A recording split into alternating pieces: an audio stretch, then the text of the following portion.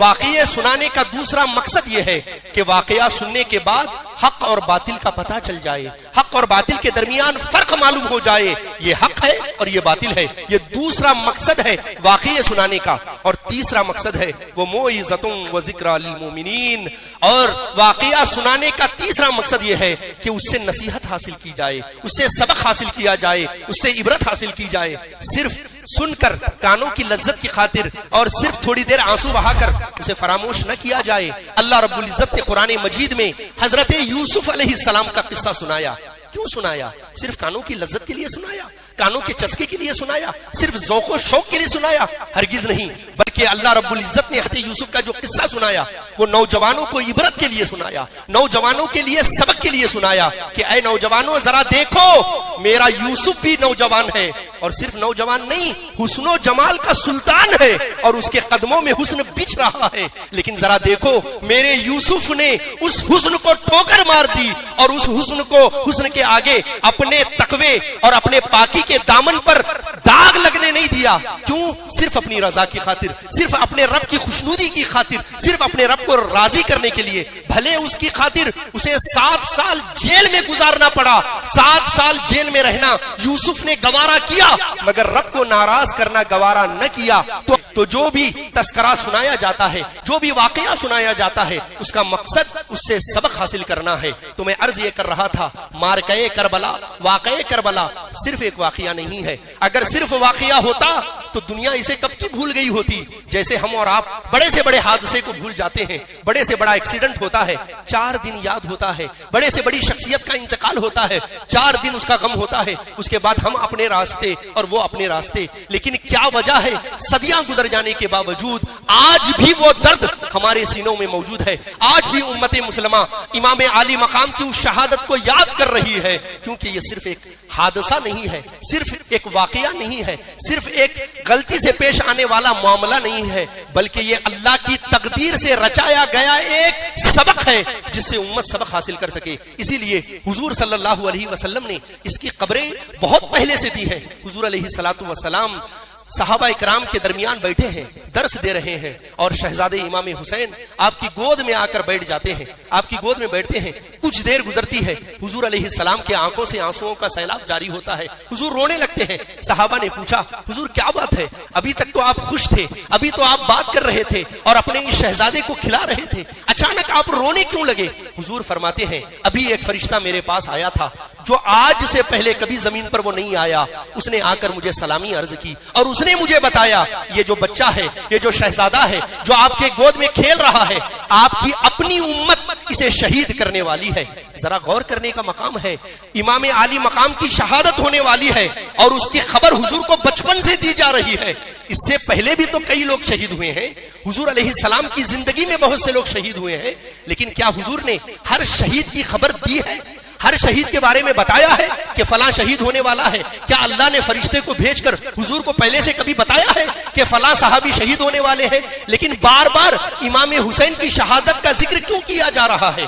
بار بار حضور کو کیوں بتایا جا رہا ہے کہ آپ کا یہ شہزادہ شہید ہونے والا ہے؟ اس لیے کہ اس میں جہاں امام عالی مقام کا امتحان ہے وہی حضور علیہ السلام کا بھی امتحان ہے، جہاں امام حسین علیہ السلام کو آزمایا جانا ہے وہی مصطفیٰ جان رحمت کو بھی آزمایا جانا ہے۔ کیوں؟ اس لیے کہ جس مصطفیٰ کی دعا سے اللہ قبلہ بدل سکتا ہے، کیا دیکھتے ہیں وہ مصطفیٰ اپنے نوازے کے لیے دعا کر کے انہیں امتحان سے بچاتے ہیں کہ نہیں بچاتے، انہیں شہادت سے بچاتے ہیں کہ نہیں بچاتے؟ لیکن مصطفیٰ جان رحمت نے کبھی بھی دعا نہیں کی کہ اے میرے مولا میرے شہزادے کو شہید ہونے سے بچا لے، میرے حسین کو کربلا کے اس خونی دن سے بچا لے، کبھی یہ دعا نہیں کی۔ کیوں؟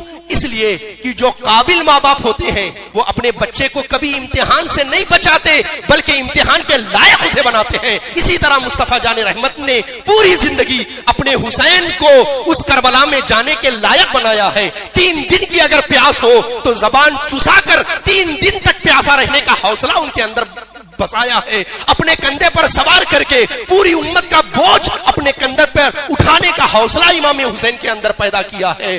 और इमाम हुसैन को बचपन से इस लायक बनाया है, जब कोई दीन को बचाने वाला ना हो तो जन्नती जवानों का सरदार हुसैन खुद आगे बढ़कर दीन की बागडोर अपने सामने हाथ में ले ले। ये इमाम हुसैन अलैहिस्सलाम का इम्तिहान है, जिसकी तैयारी खुद हुजूर अलैहिस्सलाम ने बचपन से उनके लिए की है। जरा अंदाजा कीजिए कैसा इम्तिहान है। खानवादाए रसूल के लिए 3 दिन तक पानी बंद कर दिया गया है। वो खानवादाए रसूल के जिनकी खैरात से पूरी उम्मत को खाना पानी दाना पानी मिलता है, उनके लिए पानी बंद कर दिया गया है। खानवादाए रसूल पानी नहीं पी सकता, खाना नहीं खा सकता। अरे क्या मजाल यजीदी लश्करियों की जो इमाम हुसैन का खाना और पानी बंद कर देते।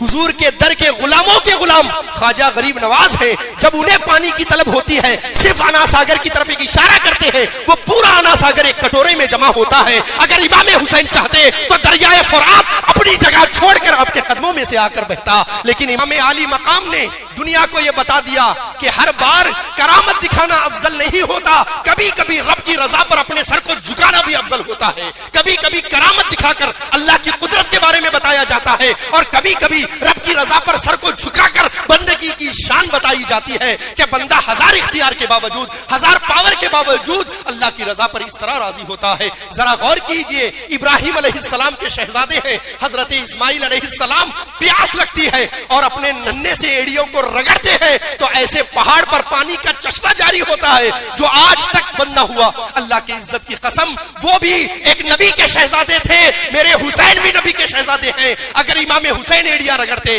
अरे वो क्या एड़िया रगड़ते, सिर्फ हजरत अली असगर एड़िया रगड़ देते तो हजारों पानी के चश्मे करबला की जमीन पर पैदा होते जो कभी भी बंद न होते, कयामत तक जारी होते। लेकिन अगर उस दिन पानी मंगवा लेते, पानी बरसा लेते, पानी निकलवा लेते, पानी तो मिल जाता, लेकिन अल्लाह की रजा, उसकी खुशनुदी, उसके लिए सब कुछ लुटाने का हौसला न मिल पाता। इमाम आली मकाम ने पूरी दुनिया को यह पैगाम दिया है, पावर होते हुए, कुदरत होते हुए, इख्तियार होते हुए दीन से बड़ा कुछ नहीं है, दीन की सरबलंदी से बड़ा कुछ नहीं है। किस तरह की कुर्बानियां दे रहे हैं। 18 साल का नौजवान अली अकबर रज़ी अल्लाह ताला अन्हु है, वो अली अकबर कि जिन्हें देखो तो मुस्तफा करीम याद आते हैं। अपने हाथ में तलवार लिए जिरा पिने हुए इमाम हुसैन के सामने खड़े होते हैं, जबान बंद है लेकिन सरापा इजाजत मांग रहे हैं। बाप के पास इजाजत मांग रहे हैं, पिकनिक पर जाने की इजाजत नहीं मांग रहे, दोस्त की शादी में जाने की इजाजत नहीं मांग रहे, किसी टूर पर जाने की इजाजत नहीं मांग रहे, बल्कि ऐसे मैदान में जाने की इजाजत मांग रहे हैं जहां जो भी गया है वो पलट कर नहीं आया है, ऐसी जगह जाने की इजाजत मांग रहे हैं। इमाम हुसैन ये नहीं फरमाते पहले मुझे कट जाने दो, मुझे बेटे का दर्द न देखने दो, मुझे बेटे का लाशा न देखने दो, पहले मैं शहीद होता हूं उसके बाद तुम हो जाना, ये नहीं फरमाते, बल्कि अपने हाथ से अपने जवान बेटे को जो है सवार करते हैं और मैदान की तरफ रवाना करते हैं। अब वो अली का खून दुश्मनों पर कहर भरकर बरसता है और उनको जहन्नम वासिल करता हुआ नजर आता है। एक दूर से नेजा आया, सीधे सीने से पार हो गया, जिगर से पार हो गया, और बेटे के मुंह से एक सदा आई, या बता ऐ मेरे बाप। हजरत इमाम हुसैन दौड़कर उनकी तरफ गए और लाशे को अपनी गोद में ले लिया।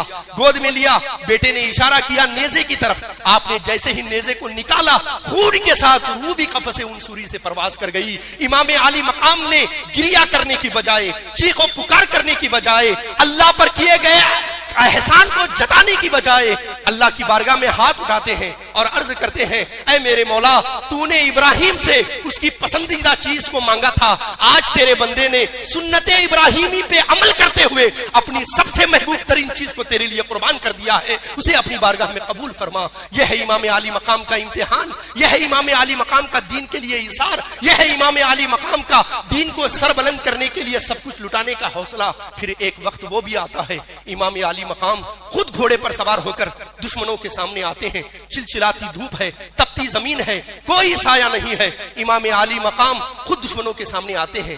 जरा गौर करके देखिए, हम और आप होते तो बगैर कुछ बोले दुश्मनों पर टूट जाते। क्या सोचते, जब मेरा बेटा मर गया है, जब मेरा बेटा शहीद हो गया है, گود کا بچہ علی اصغر شہید ہو گیا ہے، میرے بھتیجے نواسے اور سارے لوگ شہید ہو گئے ہیں، اب میں زندہ رہ کر کیا کروں گا؟ یہی سوچیں گے کہ نہیں سوچیں گے؟ لیکن امام عالی مقام ڈائریکٹ دشمنوں پر حملہ نہیں کرتے بلکہ انہیں پھر نصیحت کرتے ہیں۔ ذرا غور کریں، اس کا مطلب یہ ہے یہ پوری لڑائی، یہ پورا جہاد، یہ پورا مارکا اپنے نفس کے لیے لڑا گیا نہیں ہے۔ اگر اپنے نفس کے لیے لڑا گیا ہوتا تو آخر میں امام حسین سمجھانے کے لیے کھڑے نہ ہوتے۔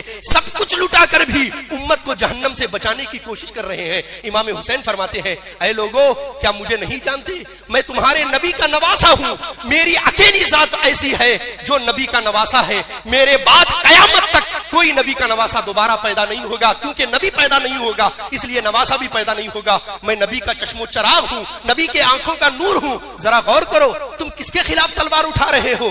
کیا اس شہزادے کے خلاف اٹھا رہے ہو؟ اس حسین کے خلاف اٹھا رہے ہو جسے حضور اپنے کندھے سے گرنا گوارا نہیں کرتے تھے، سجدے کو لمبا کرتے تھے؟ وہ حضور گھوڑے سے گرتا ہوا حسین کو کیسے گوارا کریں گے؟ وہ رسول جو خود فرماتے ہیں لو تدخلوا شوقۃ فی رجل احدکم لوجدت علمها، حضور فرماتے ہیں اے امتی اگر تیرے قدموں میں ایک کانٹا بھی چپ جائے، لوجدت علمها، تیرے پاؤں میں کانٹا چپتا ہے لیکن اس کا درد میرے سینے میں محسوس ہوتا ہے۔ ذرا غور کریں، جو نبی اپنی امتی کے پیر میں چبھنے والے کانٹے کا درد محسوس کرتا ہے، جب امام حسین پر تلوار چلی ہوگی، جب امام حسین کا سر وجود سے جدا ہوا ہوگا، تب امام علی مقام کی اس شہادت کے نتیجے میں حضور کے دل پر کیا گزرا ہوگا؟ حضرت امام حسین فرماتے ہیں یہ شہید کر کے ابدی جہنم اپنا مقدر مت بناؤ بلکہ توبہ کرو۔ لیکن ان کے لیے تو اللہ نے بد نصیبی لکھ دی تھی، وہ لڑنے کے لیے ہی آمادہ تھے۔ اب امام حسین علیہ السلام اپنی تلوار اٹھاتے ہیں جو ذوالفقار حیدری ہے۔ کبھی یہ تلوار امام علی علیہ السلام کے ہاتھوں میں ہوتی تھی، جب یہ تلوار اٹھتی تھی تو آسمان بھی یہ کہنے پہ مجبور ہوتا تھا لا فتح الا علی لا سیف الا ذوالفقار۔ وہی تلوار لے کر دشمنوں پہ ٹوٹتے ہیں اور ان کو قتل و غارت گری کے ساتھ ان کو سبق سکھاتے ہیں اور ان کو حق بلند کرنے کی خاطر خود اپنی جان بھی دین کی بقا کے لیے قربان کر دیتے ہیں۔ حضرات محترم، اس واقعے سے، اس قصے سے ہمیں نصیحت یہ ملتی ہے کہ ہم اور آپ دین کو سب سے پہلے رکھیں، دین کو تقدم رکھیں، دیں اور دین کو سب سے آگے رکھیں، اور دین کے لیے کچھ بھی قربان کرنا پڑے، کچھ بھی دینے کی ضرورت آ جائے، قربان نہ بھی کریں، کم سے کم اپنے اندر وہ حوصلہ رکھیں۔ ہمارا کام یہ نہیں ہے کہ ہم امام حسین کا نام زندہ رکھیں، ان کے نام کو اور ان کے وجود کو تو ان کے رب نے زندہ کر دیا ہے۔ اگر پوری قوم بھی امام حسین کا نام لینا بند کر دے تب بھی امام حسین کی پرسنالٹی کو کوئی فرق نہیں پڑتا، کیونکہ ان کا نام لینے والا ان کا رب ہے، ان کے رب نے وعدہ پورا کیا ہے فاذکرونی اذکرکم، اے حسین تو مجھے یاد کر میں تجھے یاد کروں گا، تو تھوڑی زندگی میں مجھے یاد رکھ، میں قیامت تک جب تک میرے بندے ہیں تب تک تیرا ذکر ہوتا رہے گا، جب تک مسجدوں کے میناروں سے اذان بلند ہوگی تیرا ذکر ہوتا رہے گا، جب تک لوگ سجدہ کرتے رہیں گے تیرے سجدے کی مثال دیتے رہیں گے، جب تک عبادت کرتے رہیں گے تیرے حلاوت عبادت سے وہ حلاوت حاصل کرتے ہوئے نظر آئیں گے۔ تو ہمارا کام حسین کو زندہ رکھنا نہیں ہے، ہمارا کام حسین کے مشن کو زندہ رکھنا ہے۔ یہ اصل میں ہمارا کام ہے کہ جس مشن کی خاطر انہوں نے اپنا سب کچھ لٹا دیا، ہم اس مشن پر قائم ہونے والے بن جائیں، اس مشن کو پھیلانے والے بن جائیں۔ وہ مشن کیا ہے کہ حق کو حق سمجھا جائے، ناحق کو ناحق سمجھا جائے، ہمیشہ حق کا ساتھ دیا جائے، کبھی بھی اپنی مرضی کی خاطر شریعت کو نہ بدلا جائے بلکہ شریعت کی خاطر اپنی طبیعت کو بدلا جائے۔ یہ امام حسین کا مشن ہے۔ یاد رکھیے حسین ہمیشہ نہیں ہوتے لیکن حسین ہی ہمیشہ ہوتے ہیں، اسی طرح یزید ہمیشہ نہیں ہوتا لیکن یزیدی ہمیشہ ہوتے ہیں۔ یہ حق و باطل کی لڑائی ہے، یہ حق اور ناحق کی لڑائی ہے۔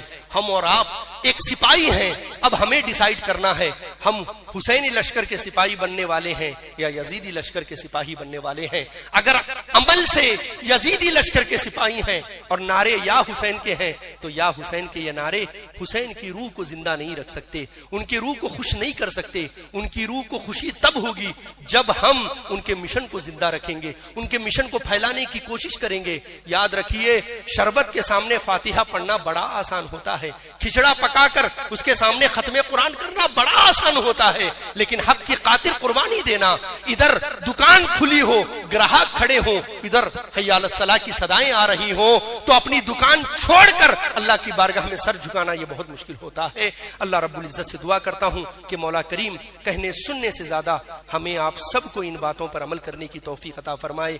جس طرح ہم اپنے ان مخصوص دنوں میں امام عالی مقام کو یاد کرتے ہیں، ساری زندگی ان کے سجدے کو یاد رکھنے اور اس سجدے کی لاج رکھنے کی اللہ ہم سب کو توفیق عطا فرمائے، آمین یا رب العالمین بجاہ سید المرسلین۔ استغفر اللہ ربی من کل ذنب و خطیۃ واتوب الیہ وما علینا الا البلاغ۔ السلام علیکم۔ حضرت محترم، ویڈیو اگر پسند آئی ہو تو ویڈیو کو لائک کریں، شیئر کریں، اور اگر ہمارے چینل پر نئے آئے ہوں تو چینل کو ضرور سبسکرائب کر کے بیل آئیکن کو بھی ضرور دبائیں تاکہ ہماری نئی آنے والی ویڈیو آپ تک ضرور پہنچے۔ السلام علیکم ورحمۃ اللہ وبرکاتہ۔